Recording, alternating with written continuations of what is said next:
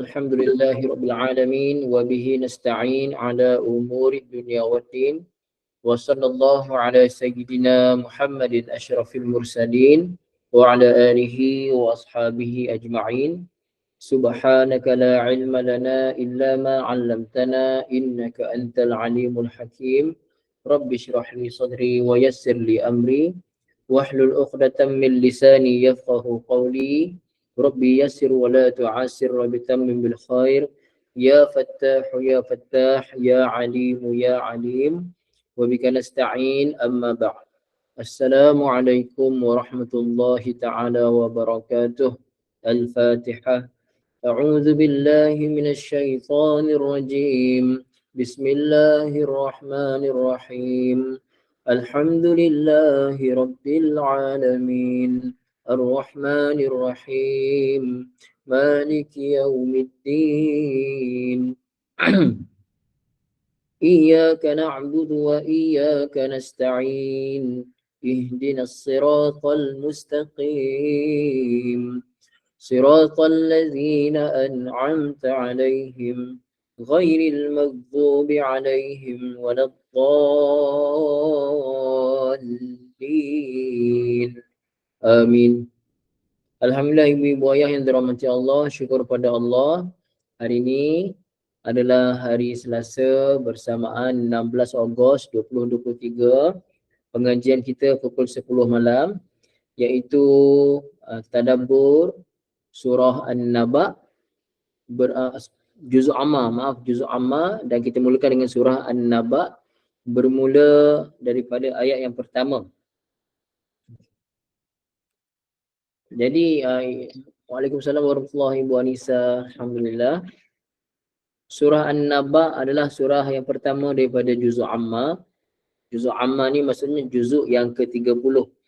Dia panggil juzuk amma kerana surah ini, juzuk ini dimulakan dengan surah An-Naba yang dimulakan pula dengan ayat amma yatasaalun. Okey. Ibu ayah yang dirahmati Allah, surah An-Naba ini adalah surah Makkiyah.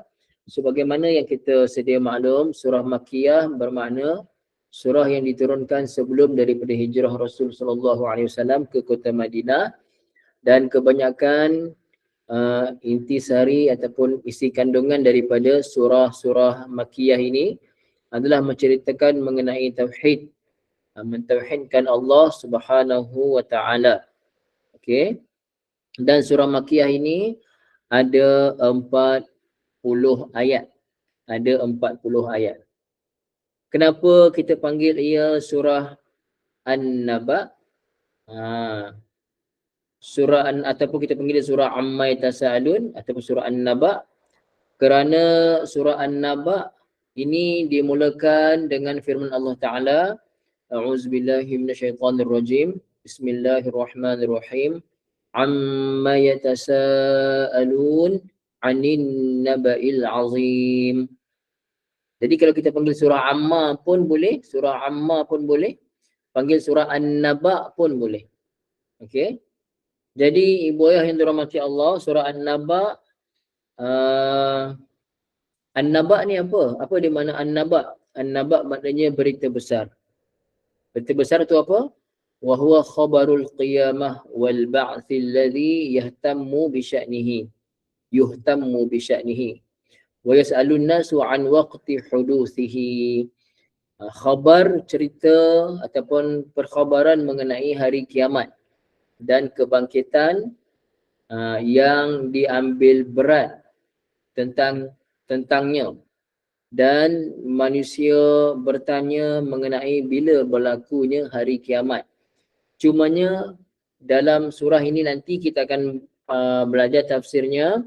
Allah Ta'ala menggunakan amma yatasaalun. Apa dia makna yatasaalun? Kita akan belajar sebentar lagi insya-Allah. Ibu ayah yang dirahmati Allah Subhanahu wa taala, jadi kita boleh terus masuklah.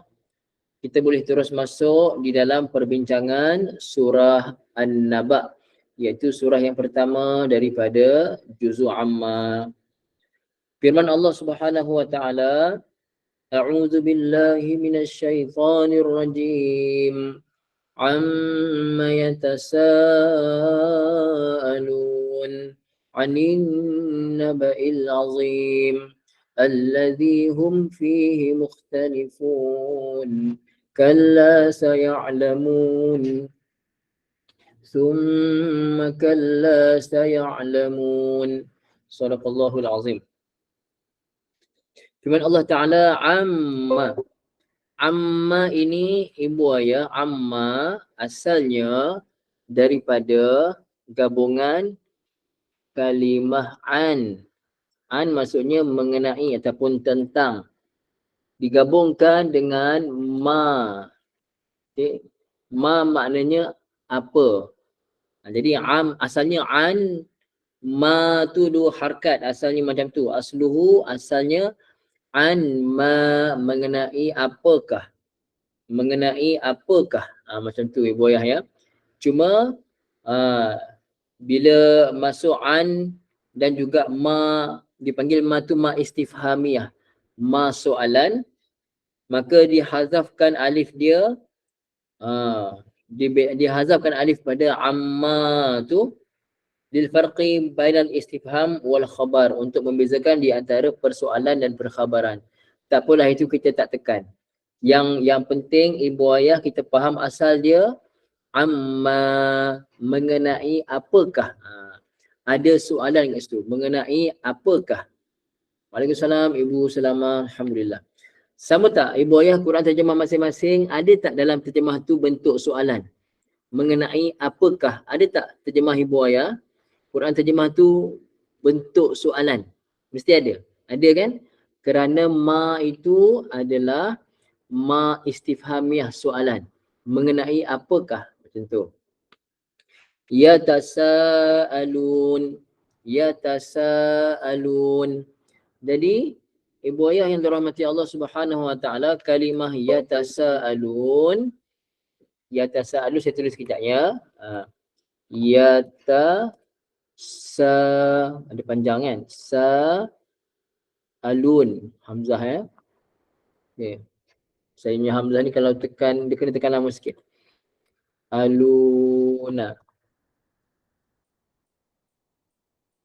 Okay. Amma yatasaaluna. Jadi ibu-ibu ayah tengok ya, belakang ni ada waw nun. Ada waw nun dan dimulakan pula dengan ya. Kita akan jumpa kalimah-kalimah yang begini sangat banyak dalam Al-Quran. Yang nampak ya? Mulakan dengan ya, di akhirnya ada waw nun macam ni. Kalau ibu ayah jumpa macam ni, kalimah yang mula dengan ya dan di belakangnya ada waw nun, biasanya di sini memberi makna ramai. Ramai. Ramai itu maksudnya ramailah, bukan seorang, bukan dua orang, tapi ramai. Ramai mungkin terjemahannya mereka, boleh terjemahnya kamu semua. Antara dua itulah, mereka ataupun kamu semua. Tengok pula dekat depan. Sekarang depannya mula dengan ya. Kalau mula dengan ya, di belakangnya tambah waw nun, maka maknanya mereka. Mesti ada terjemah mereka. Tapi kalau mula dengan ta, tatasaalun, mula dengan ta, belakangnya ada waw nun, terjemahnya akan jadi kalian ataupun kamu. Cuba tengok masing-masing, ibu ayah tengok terjemah, ada tak terjemahan mereka? Ada tak mereka? Ada kan? Ada mereka. Mengenai apakah mereka saling bertanya? Huruf asal daripada yatasaalun, ibu ayah dalam bahasa Arab, biasanya satu-satu kata kerja ataupun kata nama, isim ataupun fi'il, biasanya, bukan mesti, biasanya ada 3 huruf asal yang membeza maknanya. Macam yatasaalun, huruf asalnya adalah huruf sin. Sorry, saya tukar warna ya. Okay. Huruf sin dan juga huruf hamzah dan juga huruf lam. sin, hamzah, lam. Huruf sin, hamzah, lam. Jadi sin, hamzah, lam datang perkataan sa'ala. Sa'ala telah bertanya. Kita pun sebut soal. Soal dalam bahasa Melayu, soal maknanya pertanyaan. Jadi yatasa'alun di sini ibu ayah nampak yatasa'alun ada mat panjang tu kan. Ada mat panjang tu. Yatasa'aluna. Biasanya kalau macam ni, biasanya ada makna saling. Jadi terjemahnya akan jadi, mengenai apakah mereka saling bertanya antara satu sama lain, lebih kurang maknanya macam tu.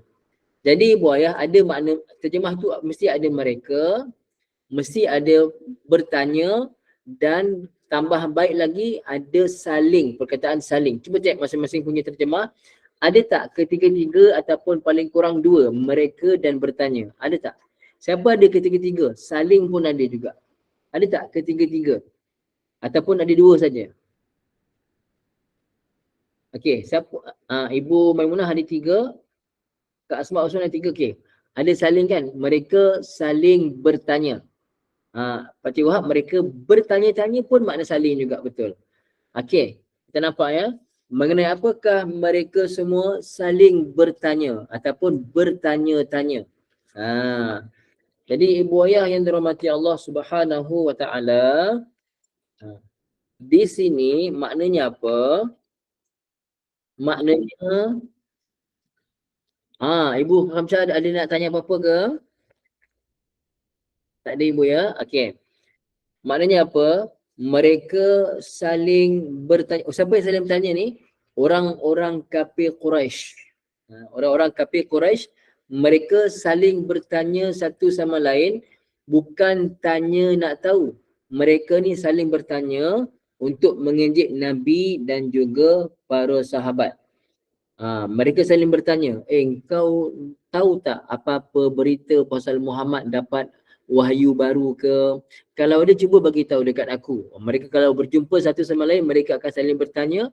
Pertanyaan itu kerana mereka nak dapat jawapan untuk ejek Nabi dan para sahabat. Ada ke apa-apa wahyu dari Muhammad tu yang cakap pasal lepas mati ni ada kebangkitan? Cuba cerita sikit dekat aku. Jom kita gelak sama-sama. Nampak tak ibu ayah?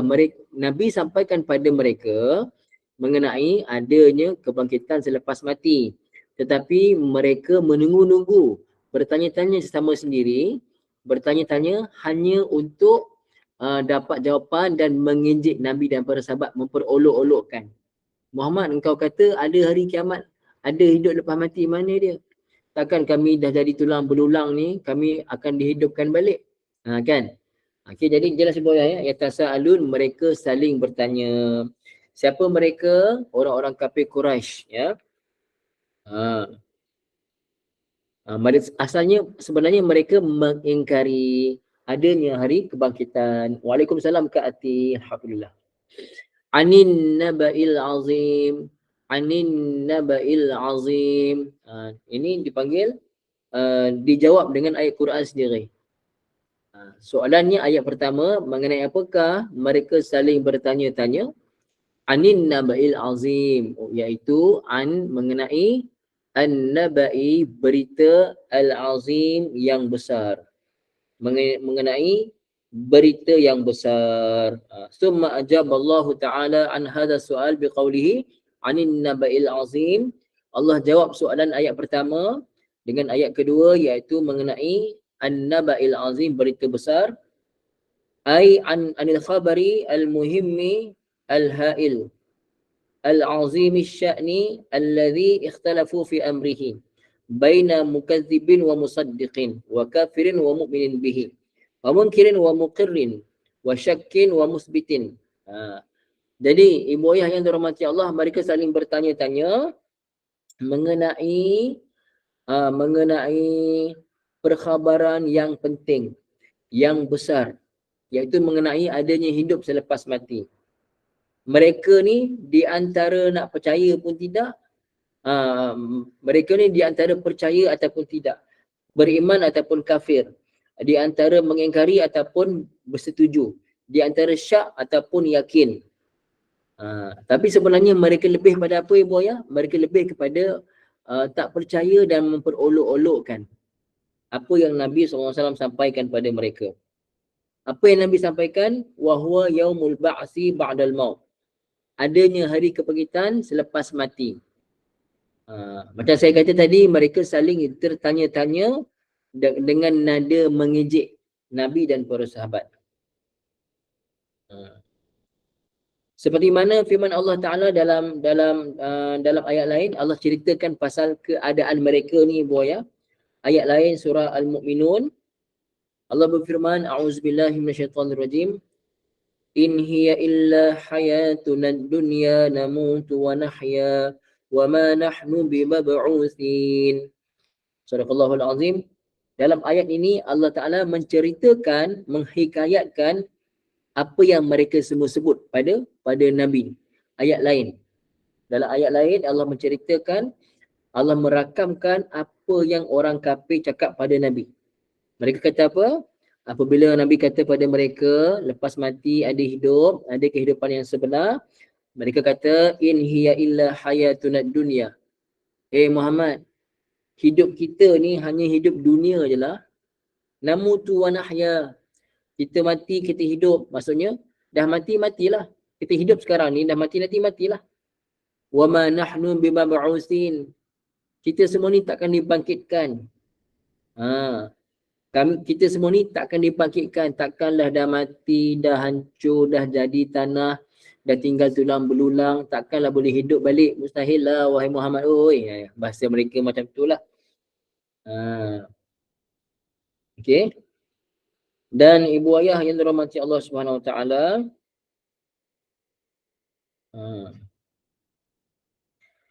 qala Mujahidun fi tafsirin naba'il azim huwa al-Quran.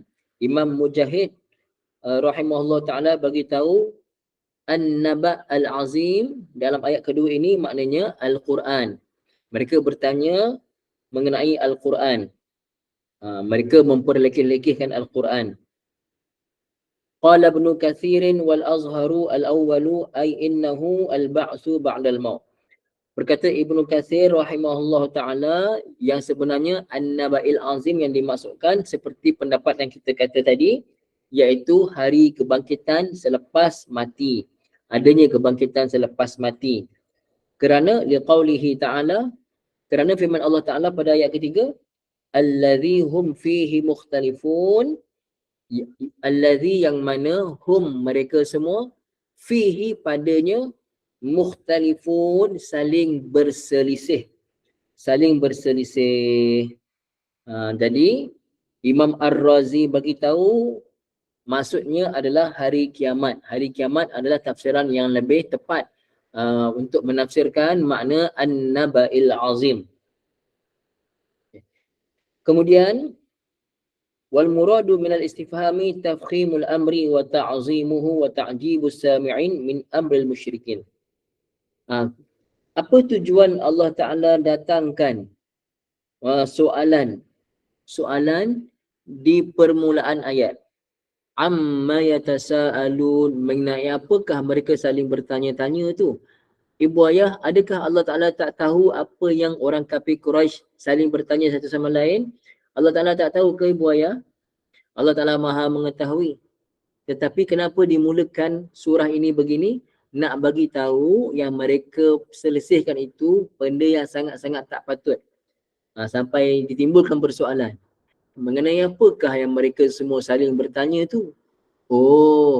Mengenai an-naba'il azim, mengenai berita besar. Allazi hum fihi mukhtalifun, yang mana mereka semua berselisih mengenainya. Okay. Jadi soalan ini datang untuk menunjukkan perselisihan yang mereka buat itu adalah benda besar. Maksudnya benda tu sangat tak patut mereka buat, tapi mereka buat. Nabi diutuskan oleh Allah Ta'ala daripada kecil lagi. Mereka kenal Nabi seorang yang amin, al-amin, seorang yang amanah, tak pernah menipu, tak pernah berdusta. Tiba-tiba Nabi datang bawa wahyu yang mereka tahu memang wahyu daripada Allah, tetapi mereka mempersoalkan, mereka mempertikaikan. Jadi soalan di awal surah ini untuk menunjukkan betapa besarnya kesalahan yang mereka buat, iaitu mereka memperlekehkan, mempersoalkan apa yang dibawa oleh Nabi SAW. Jadi ibu ayah jelas tak kenapa ada soalan dekat depan tadi? Jelas tak kenapa Allah mulakan surah ini dengan soalan amma? Jelas tak ibu ayah semua? Jelas ya? Kenapa? Menunjukkan kesalahan mereka ni kesalahan yang sangat besar, yang sangat-sangat tak patut. Okay. Ibu ayah yang dirahmati Allah Subhanahu wa taala.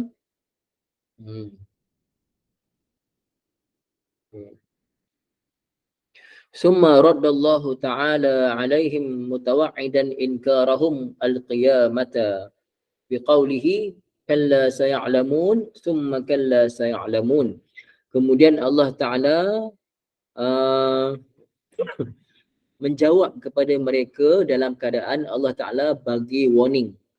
Allah Ta'ala bagi warning pada mereka, bagi amaran pada mereka yang mana mereka ni mengingkari hari kiamat. Mereka mempertikaikan adanya hari kiamat. Lalu ayat 4 dan 5 adalah amaran Allah Ta'ala kepada mereka. Apa dia amaran Allah? Kalla saya'lamun. Terjemahnya kalla saya'lamun. Kalla ni kita panggil kalimah rada' dan ataupun zajar, warning. Maka terjemahnya kalla jangan sekali-kali begitu. Betul tak terjemah ibu ayah? Apa terjemah kalla ibu ayah? Adakah terjemahnya jangan sekali-kali begitu ataupun tidak sekali-kali begitu? Mana satu? Jangan ke tidak? Berkongsikan dengan saya. Apa terjemah kalla pada Quran terjemah ibu ayah? Okey, Ibu Rafiah jangan. Jangan sekali-kali begitu. Yang lain? Jangan juga ke? Sekali-kali tidak. Ibu Maimunah punya terjemah sekali-kali tidak begitu. Kak Asmaul jangan. Okey. Sekali-kali tidak. Dia akan jadi seimbang. Ada terjemah jangan. Ada terjemah sekali-kali tidak. Dua-dua betul. Dua-dua betul ibu ayah. Jadi kalau terjemah jangan pun betul kerana dipanggil kalimah roda' dan zajar. Ibu ayah, kalau kita kata warning, bila kita kata warning, kita nak gunakan apa untuk menunjukkan warning? Jangan buat macam tu, jangan dekat. Itu lebih kurang macam itulah terjemah warning. Tapi kalau cuma sekali-kali tidak pun boleh, tak ada masalah kerana la ni la nafi. Kalau sekali-kali tidak begitu, kan? Kalla sekali-kali tidak begitu. Saya'lamun, apa yang tidak begitu? Maksudnya perkara yang mereka selisihkan sebenarnya tidak begitu. Mereka kata lepas mati tak ada kehidupan lagi. Lepas mati, mati sajalah jadi tanah. Sekali-kali tidak begitu. Yang betulnya bukan macam tu. Yang betulnya lepas mati ada kehidupan lain. Okey? Ibu ayah, saya'lamun. Ya'lamun apa? Ya'lamun saja. Ya'lamun sama tak macam tadi saya kata, baca yatasa'alun, belakangnya ada waw nun mula dengan ya, ada makna mereka. Begitu juga saya'lamun. Sa tu, sin tu dia kalimah lain. Sin tu akan memberi makna kelak ataupun akan. Ya'lamun mula dengan ya, belakang ada waw nun, maknanya mereka mengetahui. Huruf asalnya ain lam mim. Ain lam mim ilmu. Ilmu maksudnya pengetahuan. Mereka akan tahu. Cuba tengok terjemah masing-masing ibu ayah. Ada tak akan? Ada tak akan semua? Akan dan juga mereka. Mesti tiga benda. Akan, mereka dan tahu.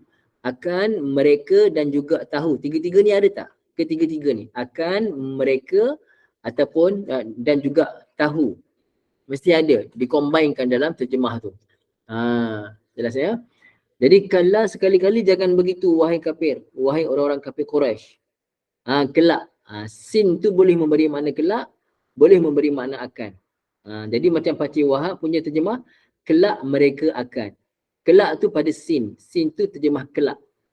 Akan tu pada ya'lamun, fi'il mudhari' present tense. Memberi makna sekarang ataupun akan datang. Jadi kalau sekali-kali jangan begitu.